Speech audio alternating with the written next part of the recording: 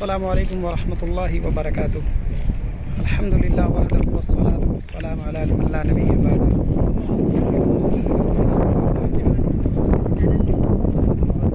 ये Medina Munawwara का कब्रिस्तान जिसका नाम जन्नतुल बकी है।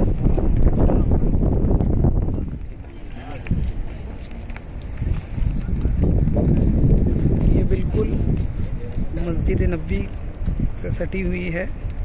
ये मस्जिद नबवी का गुंबद और मीनार नज़र आ रही है और ये कब्रिस्तान काफ़ी बड़ी है। दूर दूर तक जहाँ आप देख सकते हैं वहाँ तक ये कब्रिस्तान के हदूदें हैं। और कब्रिस्तान में कब्र को अगर गौर से देखा जाए तो सिर्फ़ एक काली पत्थर और ज़मीन से थोड़ी ऊंची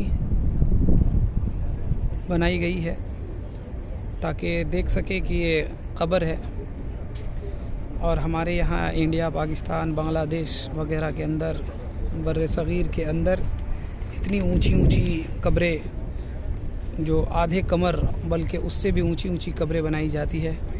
ये जन्नतुल बकी वो कब्रिस्तान है जहाँ कहा जाता है कि 10,000 सहाबा कराम से ज़्यादा यहाँ मदफून हैं।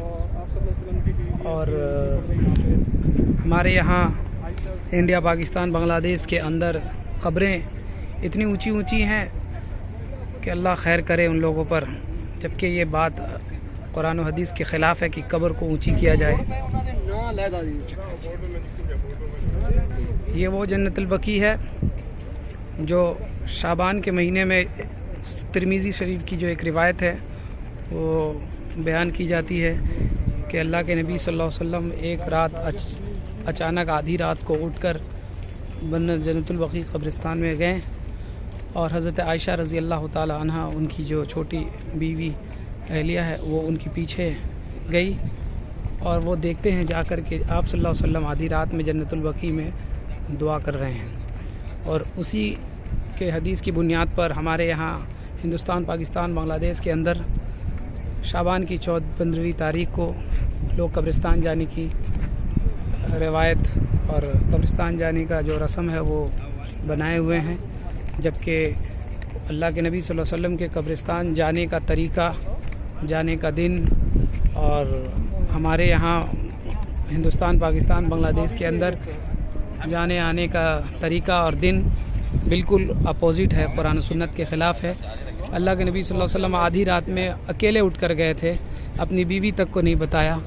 और जन्नतुल बकी में कोई लाइटिंग वगैरह भी नहीं थी, फूल, चादर, अगरबत्ती, मोमबत्ती कुछ नहीं सुलगाई गई थी।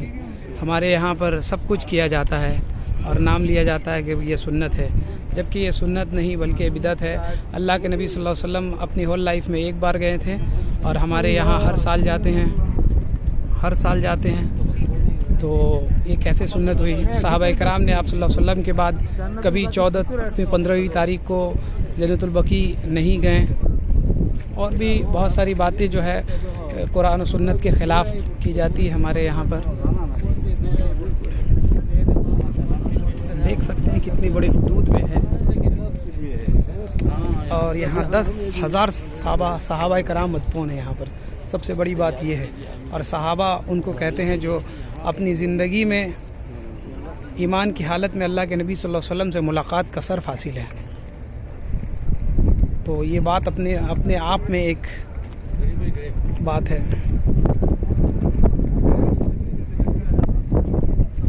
उम्मीद करता हूँ कि इस वीडियो के साथ लोग राह रास्त पर आने की कोशिश करेंगे, कुरान और सुन्नत को समझने की कोशिश करेंगे कि इस्लाम क्या कहता है और हम लोग का क्या अमल है। यहाँ पर एक कब्र खोदी गई है, मैयत आने वाली है, उसके लिए खोदी गई है।